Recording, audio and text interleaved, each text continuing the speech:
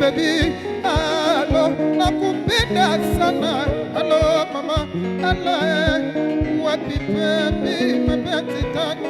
Hello, nakutaka sana. Oh, mama,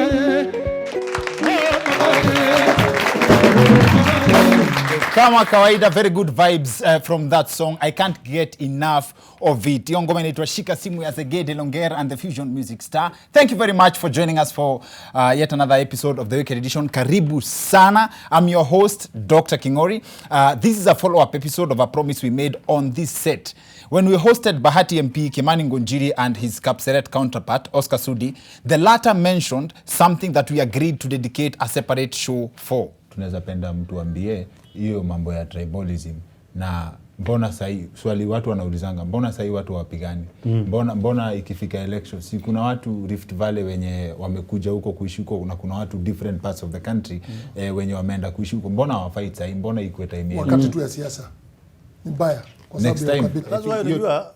Unajua tumezuia vitu mingi sana. Unajua sasa ukikuja hapo tutakupea story mingi. Ujue tumezuia nini ilikuwa imepangwa. Na hiyo vitu yote zinakuwa nikisema. Lakini tunataka sasa tukuje tu next time. Utashangaa sana. Mazemi nataka kushangaa sana. And this is that episode. Back with us to help us understand what that means and more. Honorable Oscar Sudi is in the house.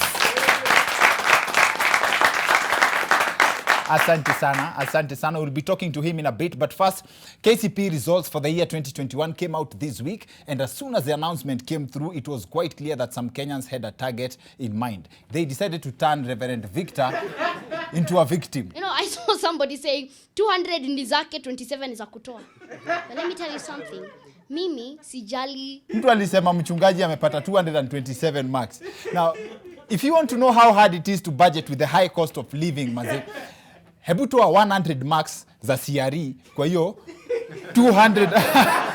Of course, kama amefanya KCP amepata so. Mimi, sijali. Turns out, mchungaji Victor wasn't even a candidate, maze. Sa ndio wako daro yenye haters wanasema Oscar Sudi aliachia. Wakenya manze. Now, these KCP results za 2021 have had some interesting vibes across the country. As usual, Boni Halwale had a candidate and she scored over 400 marks. With a child in almost every national exams and the recent developments in his bid for Kakamega Senator, yes, bid yake kwa Senator, I will never understand how he convinced his opponents to pull out. Elsewhere, the Kenya Alliance of Residents Association has launched an app that allows Nairobi residents to report places strewn with garbage. It's like we have our Twitter now, ya Nairobi. The Business Daily article that carried this story has some very interesting garbage facts. At Nairobi generates 3,000 tons of garbage every day. Out of the 3,000 tons of garbage, NMS, that's the Nairobi Metropolitan Service, collects 2,500 tons. The remaining 500 tons of garbage can be found on Ringtone's Instagram page. Now, I would love to see how that app works. Now, Kenya was also on the map this week at the Oscars, which went down this past Sunday. The highlight of the award ceremony was this moment where Will Smith walked on stage and slapped comedian Chris Rock over a joke about his wife. Jada, I love you. G.I. Jane 2, can't wait to see it. All right?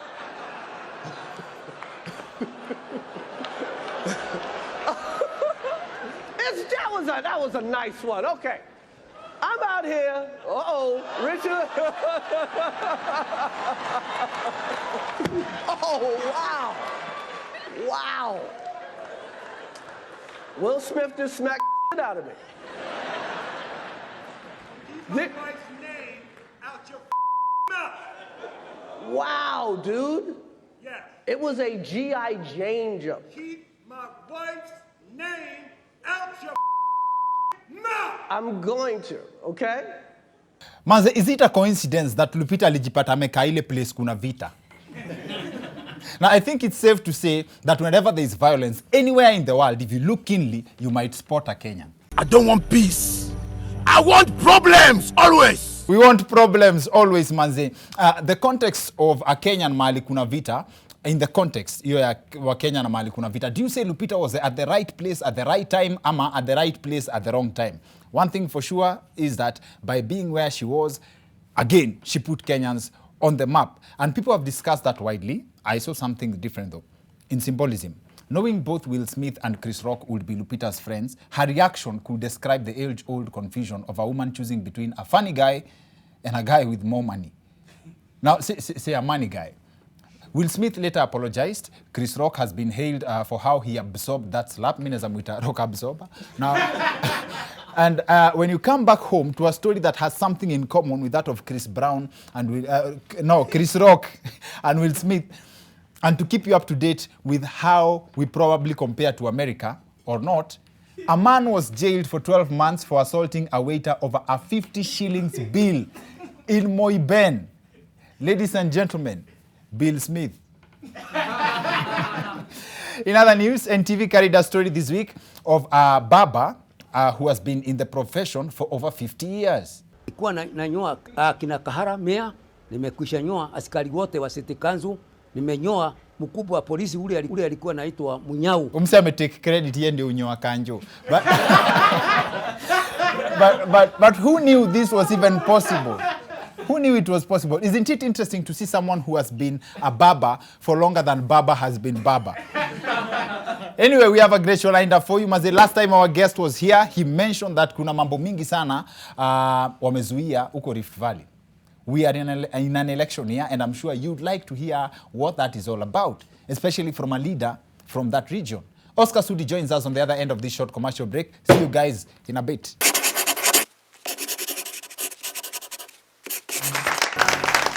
Hey manze, welcome back to the Wicked Edition. Asanteni sana show nzito kama kawaida. Now our guest for this episode, the last time tulikuwa na yeye walikuwa na Honorable Kemani Ngonjiri wa Bahati, and then he mentioned something.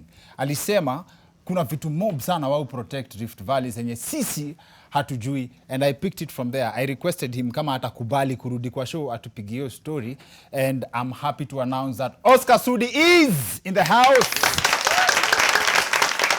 Wazi. Karibu sana Muhezi. Asante sana. Karibu sana. Unakuanga mbali sana before uingie place. Umeshakuwa politics mpaka lazima utime kila kitu.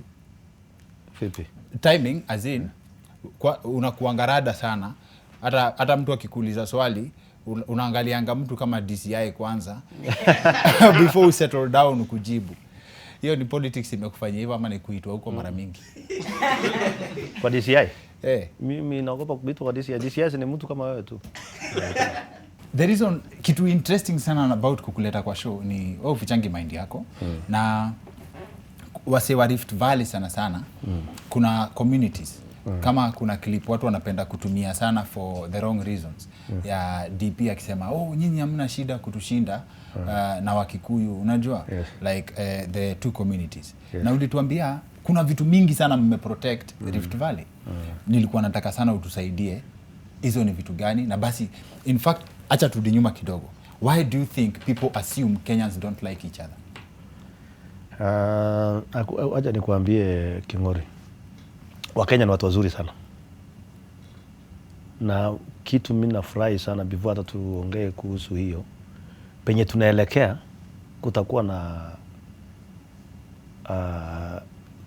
kutakuwa na tofauti kubwa sana, kwa sababu mimi ninatoka kwetu kule Keses.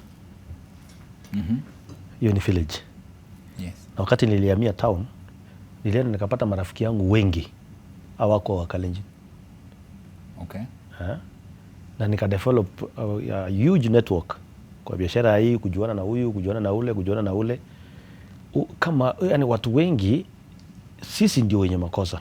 Ndio nirudi kwa wanasiasa na finye fitina siasa inaingilianga, na ndio hii shida yote inapatikana.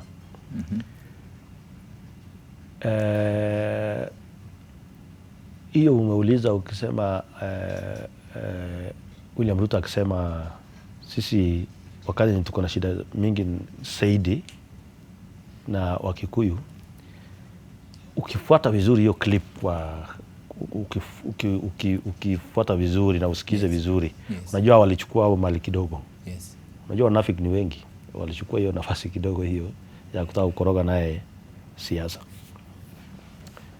Mimi nataka nikuambie tunasuia vitu mingi sana kama wanasiasa, kwa sababu dawa ya moto ni moto, na sisi wanasiasa ndio tunagonganishanga mwananchi. Usidanganywe na mtu yote ati kuna wananchi wanasamua leo kulumbana peke yao. Hapana, ni sisi ndio tunakuanga na shida, kwa sababu sasa zingine unapata mtu anasimama kwa ward fulani ama constituency fulani, alafu unapata hiyo constituency iko na ni cosmopolitan, lakini jamii yake wako wengi kidogo, so anatafuta namna ugonganisha wao, kusema unajua hawa huyu atupendi, unaelewa, anapsana blackmail watu yake, anasema unajua huyu atupendi, ili aende na hawa wachache. Sasa inajua inaleta tension. Halafu wale wengine wanasema mbona hawa wako na ukabila, unaona automatic inapatikana ukabila hapo. Wale wengine wanaona mbona hawa wameenda peke yao wako na ukabila. Hiyo ni number 1 kwa wanasiasa vile wanagonganisha wananchi bila kujua. Na politics iko na games mbaya. Sasa naanza kuelewa mbona is a dirty game kama ni game of na lives. Politics haitaki uongo, haitaki mtu muoga. Politics haitaki uongo. Politics aje sasa kama hiyo? Sio nakwambia haitaki uongo. Unajua sasa zingine fanya siasa ya unajua siasa, unajua uongo, labda mtu anadanganya, mnikinipigia kura nitakuja nijenge hii. Hiyo ni tofauti. Hiyo ni uongo tofauti. Unajua hiyo ni uongo separate. Hiyo ni uongo separate. Unajua watu wengi mkinisaidia nitakuja kufanya hiyo, ni uongo tofauti. Lakini kuna uongo, kuna mambo hapa haitaki mchezo. Unajua kuna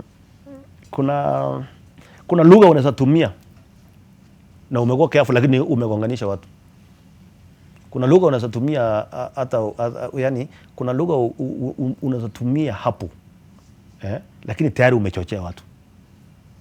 Sasa wewe unaona mimi naendanga Edon, ukikuja ukisema kitu yenye hiyo ni uchochezi, mimi ndakwambia hapana, ulikuwa unamaanisha hivi, hiyo ni uchochezi. Straight up. What does it take to win an elective post according to you? Ndio utoke tu ati umeshinda. Nini, what does it take in terms of campaign na Kiswahili kwa Wakenya? Unajua kwanza kwa uchaguzi tuseme kama ya mjumbe, kiti ni moja inatakikana. Watu unaongoza ni kama zaidi ya 70,000. Inategemea vile utaji yani ni kama tu vile utaji present kwa hao watu kwanza, na uoneshe kama kuna ujuzi fulani unaweza kuwa naye kwa hao wenye mnashindana na hao wenye at least kidogo unaweza songesha hao from point A to B. Yani lazima tu ukue na ukarabati fulani hapo, unaweza wasongesha kutoka hapa mpaka pale. Wacha nikwambie wewe King'ori, si hata juzi umesikia nikiambia tukiwa kwa hii mkutano ya Savina, unajua shida hii Kenya ni moja. Kama ile maneno watu wanaongea wangekuwa wanairudisha kufanya kuwe action, tungekuwa mbali sana.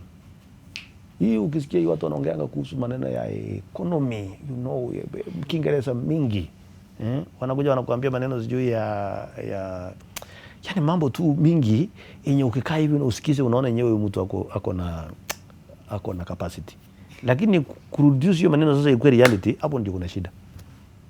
Hapo ndio problem. Hapo ndio problem. Ndio nasikia mnaambianga watu wengi, hata ukipewa ofisi kama hii yako, ni lazima uproof ya kwamba maximize kufanya ile kitu inatakana kwa hiyo ofisi, ndio unasonga sasa kwenda kiwango kingine ofisi. Na politics hii campaign, nilikuuliza wewe umerelax hivi na kuna mtu sahi kwa ground amechemusha yake yote, unasema campaign yako ulifanya before?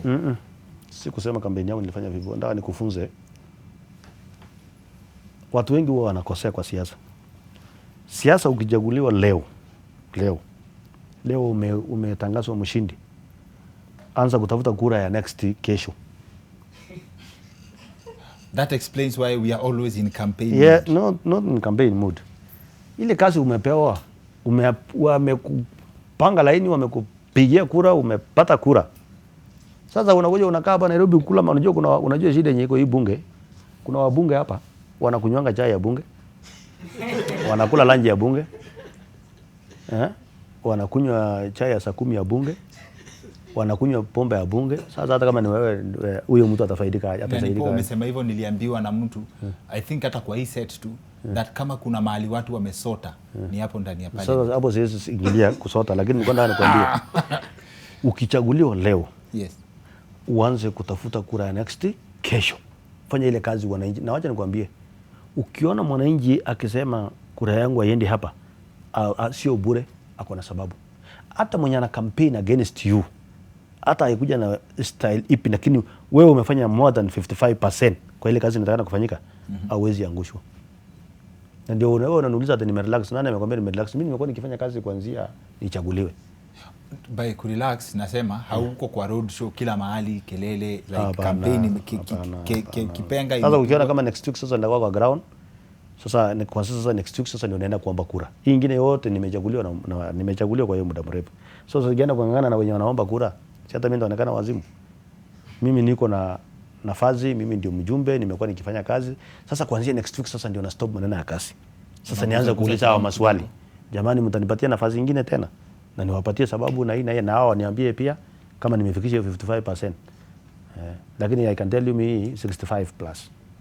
Na umesema kitu poa sana ya wewe uambi wangu kitu ya kufanya, which is a good thing. Independent minds, ndio? Very independent. Mtu akikaa kuulize, wacha ni assume una support deputy president for president, ndio? Si atu assume ninamsupport. Sawa. Now that unamsupport, ukiulizwa unamsupport kwa nini, utasema ni kwa nini? Mimi ninamjua yule mtu zaidi ya miaka 20. Na ukichunguza siasa ya naibu wa rais kuanzia hiyo muda yote, ni mtu very hardworking. Ni mtu anafikiria sana. Ni mtu pia ana-inspire. Ametoka mahali mbali, ako na history mzuri sana. Na ako na capacity. Hakuna siku utakaa, unajua ukichunguza hawa watu wote, hata rafiki yangu Raila Odinga ni rafiki yangu sana, kama huna habari. Ni rafiki yangu sana, ile family friend, kila mtu anajua. Ni best yako, lakini anajua kura yako hana hata kitu. Of course anajua, lakini kuna siku nilimpigia. Mimi na support naibu wa rais, sio kwa sababu anatoka kwetu, sio kwa sababu ni rafiki yangu, lakini ako na capacity. Sisi ni wase wa kawaida hatujui. I swear mimi sijui. The second most powerful person in this country ni yeye. Kama anataka kupatia watu job, siko mahali anaweza patia watu job ikiwe campaign yake. Sasa wewe unajifanya na wewe huko kwa news hapa, na wewe huko kwa desk. I swear sijui. Aki. Naibu wa rais from 2017 mpaka saa hii ni naibu wa rais kwa jina, lakini sio naibu wa rais. Mbona asiwaachie hiyo serikali yao, aseme chomekeni na noma yenu, wacha mimi deal na nyinyi kutoka hapa, una get? Juu mmeshanitoa, si ndio? Katiba, tuko na katiba. Haimaanishi kama aliambiwa akae kando kwa kazi na bosi yake, yes, atoke pia akue. Unajua hata hapa nje wenye wa support hiyo serikali ya Jubilee hii, hata wewe, hata wenye umekaa hapa, kitu ukisema leo ukitoka na useme sitaki hii kiti, kwanza inamaanisha you are not a leader. Ni kama pia uko na madharau, na pia yani you don't care. Kuna mambo mingi yanafanyika kikatiba, na naibu rais amejitoa, hataki urais. It's not like that. Wacha yeye akae hapo na ukarabati yake. Wacha huyu bosi yake amemwambia wewe enda kando, wacha nijitetee hapa, aendelee na mambo yake.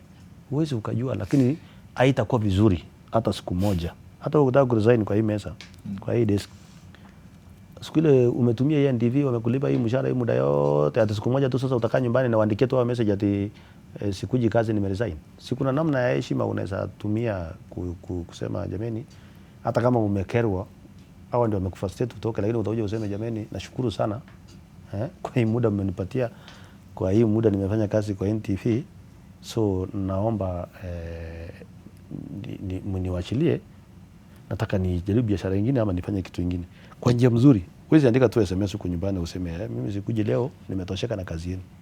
So ni kama naibu wa rais alipigiwa kura na Wakenya walimpangia laini na Uhuru Kenyatta. Sasa akitoka tu siku moja anasema sitaki inakaa picha mbaya. Ngoja tu akae hapo hata kama kuna kitu anafanya mpaka tamu yao iishe basi. Unaona kwa nini nilianza na kusema wewe ni mjanja?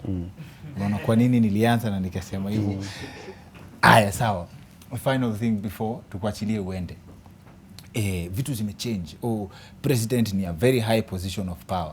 Lakini wewe president akisema kitu, tunangoja press conference ya Sudi ya kujibu immediately.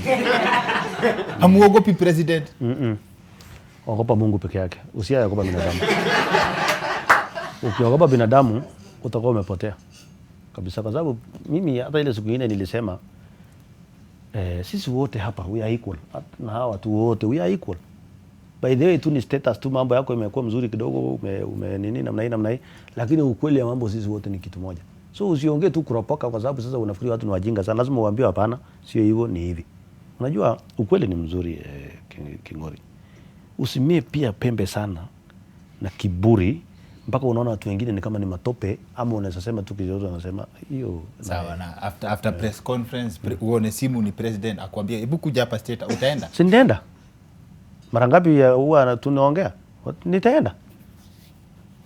Mzuri sana. Nitamwambia same thing tukiwa tumesimama hapo ama tumekaa.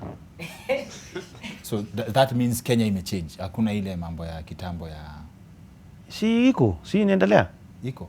Kwani wewe usikie watu wengi wanauliwa, wengine wanafanywa nini, wengine wanafanywa nini? Si ni ujinga ile ujayo na siku nyingine. Na wewe protection yako ni nini? Protection yangu ni ukweli na Mungu. Lazima sasa nyinyi wote mkinyamaza na mnaona mtu anaongea matope, lazima uambie hapana, hii this is wrong. Kwa hivyo ukipata umeitwa kufinywa na ufinyo ukweli, Mungu hayuko na wewe. Acha nikwambie Kingori. Acha nikwambie ile demokrasia tuko nayo ni mzuri. Na at the same time ukiambia mtu ukweli ni muhimu sana.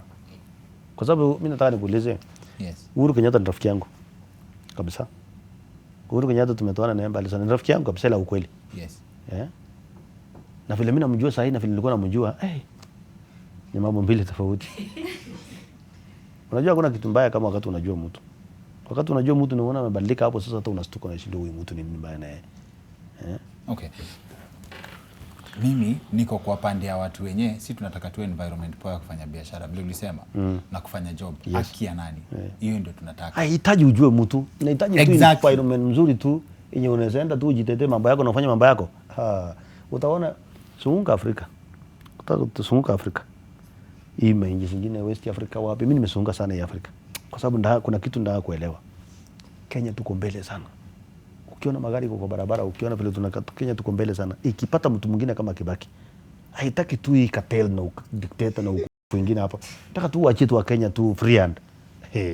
Kila mtu yenyewe unajua nikuuliza wewe ukikutana na mtu kwa hoteli, wewe unajuanga tu huyu Mkikuyu huyu ni nani? Ama huyu ametoa pesa hapa amefanya nini? Mkutana kwa baba. Nitakana yani watu akipa gari yako unasema unaadmire, unasema huyu mrembo ako na gari poa. Sio lazima umjue. Lakini sasa hii Kenya siku hizi lazima ujue hii gari ni fulani. Ati akitoka lazima ujue ni nani. Hiyo ni ujele ujayo na siku. Exactly. I support you with that. Lakini kila mtu anaita pande nyingine cartel. Pande nyingine kama juzi Martha Karua alisema atajoin ile squad iko na wezi wachache. Bas. Sasa saidi yenu watu wanasema hiyo pande yenu iko na wezi wengi. So kuna Wakenya washa accept kila pande iko na mwizi. Sasa acha tuchague mwizi wetu. Unaelewa? So sisi tutajuaje ni nani ndio inaitwaje, nani atatupea hiyo kitu? Nyinyi wote Azimio na Kenya Kwanza kuna mahali mnatuingiza. Ile ukweli kuna mahali mnatupoteza. Kuna watu watasema hiyo 2013 to 2017 ndio kulikuwa na scandals mingi sana.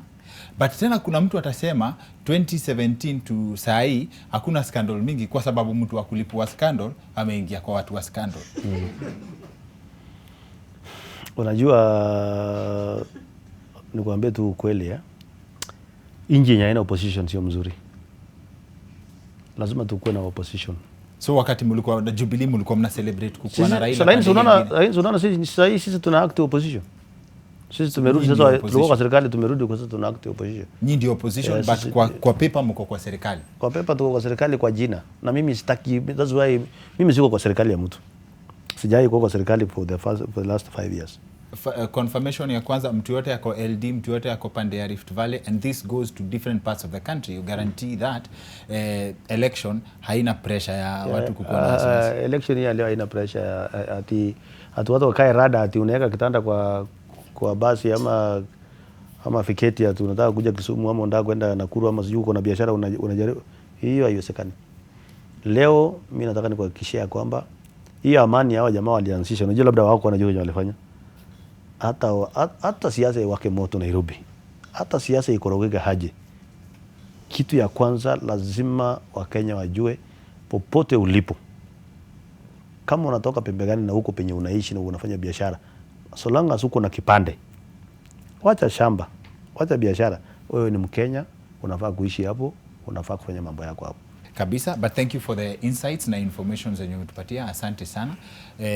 Utaniambia siku yenye nitakuona ukuje unipe mtu hiyo yenye tunaongea. Hapana. Wewe ule unye mko naye, ule unasema uko na mtu. So tuite tu harusi King'ori. Utakuja? Nitakuja. Haya, wapi makofi ya heshima zao. Asante sana. Karibu tena na tena. That's it for the weekend edition. See you next week. My name is Dr. King'ori.